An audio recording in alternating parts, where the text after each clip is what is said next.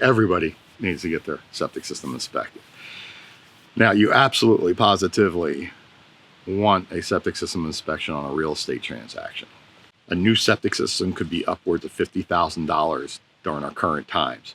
I've seen some astronomical numbers for septic system inspections that really have changed since COVID. Everybody who's buying a house needs to know that they're not walking into a $50,000 expense within weeks of them moving in. Now, that'd be one thing, to find out that your absorption area is shot and it's bubbling up on the ground, but you can still live in your house. But what if you have a real deep absorption area that's shot, that won't come to the surface, and it backs the septic tank up? And if the septic tank's backed up, it backs up the line. And then if you have toilets in the basement, now sewage is coming out of it.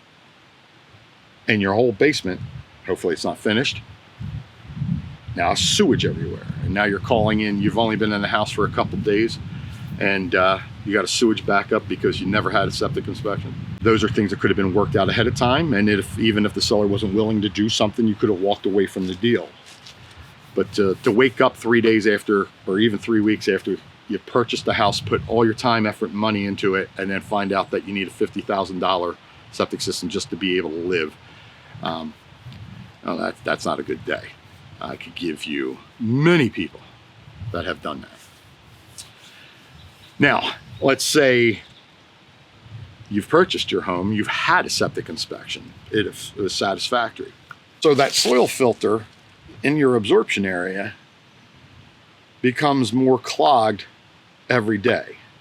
Now, I'm using the term clogged, and that gives an opinion that it's getting worse every day. It is, it's on a minuscule level, but every drop of dirty water that goes out there is being cleaned as it filters through. So it's leaving dirt behind. It's clogging the soil. So 3 years after you've purchased a home, you should have your septic system inspected. Find out how well it's working. And it's great if you can get the guy who did the initial inspection, because everything's familiar to him. He'll have his report and his notes, his checklist, and come back to the property and go exactly where everything was. Oh yeah, that crunch, crunch, crunch. Hey, it looks great. Or hey, it's different now. When I did the inspection, it was completely dry. Now it's holding 3 inches of water. Did something change? Do you have a toilet running? Did you increase the occupancy of the house? Did you get a new water softener? Or do you have an old water softener that's recharging 400 gallons a night? So you're not really going to think about those things until one day you walk out and now there's sewage on the ground, whether it's overflowing out of the tank or breaking out of the absorption area. That's when people give me the call. But if they're giving me the call ahead of time and having their septic system inspected at least minimally every 3 years, I'm a believer of yearly. However, my opinion is biased, and I'm in the business. If I had a septic system at home, you know darn well I'd be looking at it every week. I'd be looking at it every week. But that's crazy. That's just because that's what I do. But people don't want to place their septic system out of sight and out of mind. It's something that should be always on the back of their mind. Right before or after you're getting it pumped every 3 years, have the septic system inspected. Just to give you an example. It was a sand mound system. The gentleman was selling his home.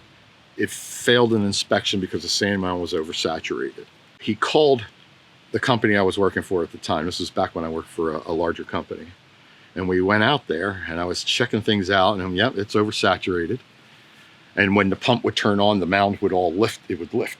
Top of the grass would lift because we were putting water into an saturated mound, and it would literally force the ground up. I'm like, well, you're living here by yourself. He was getting divorced. The wife and the kids left the house. He was there by himself. How are you using all this water?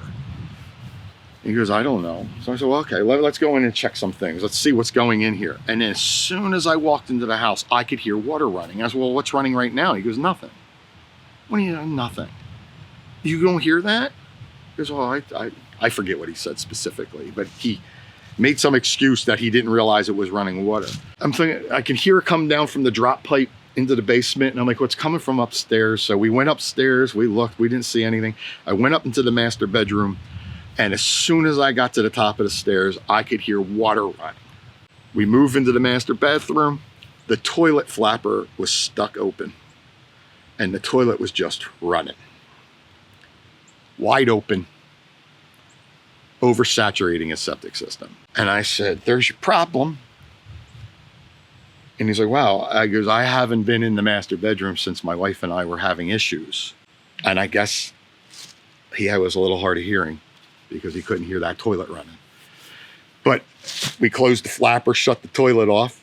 We pumped his tank, turned his pump off, and told him whenever your alarm goes off in your pump tank, you're gonna have to be pumped, and we'll see if the sand mound recovers. It took 3 weeks, and the sand mound went back to the water out of the stone, back into the sand.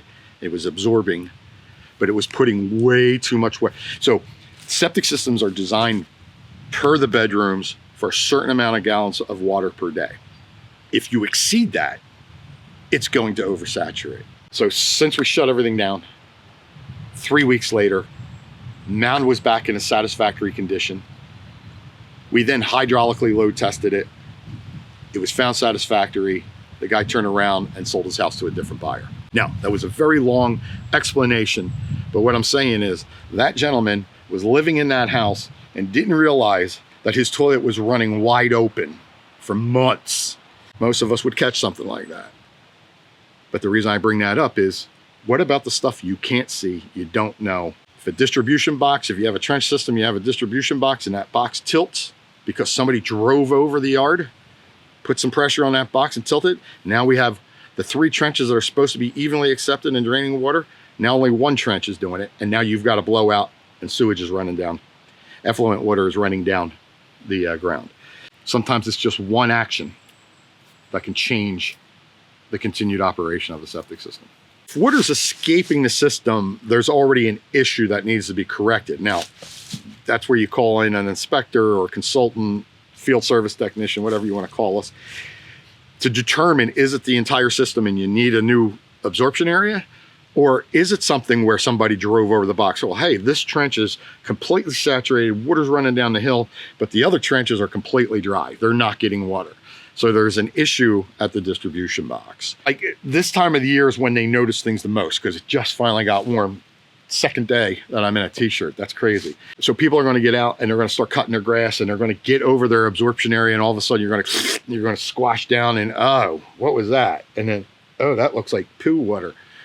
Get on the phone, call somebody. People in general that aren't septic people aren't going to see their stuff until they're actually on top of it. They'll smell something, or they'll hear a gurgle, or they're cutting the grass and see there's a puddle ponding on top of the absorption area. And that's why it's good to have your septic system inspected every now and then, because it could have been avoided. So in that situation where I give you the 1 trench is oversaturated, run down the hill, if that septic system was inspected 3 years prior, maybe that would have been caught before it surfaced. And maybe it would have been able to be corrected. With septic systems, generally what we find is people don't call somebody until it's too late, until the problem's too big. And then you get to that, well, how do they know there's a problem? Well, that's why you get the system inspected.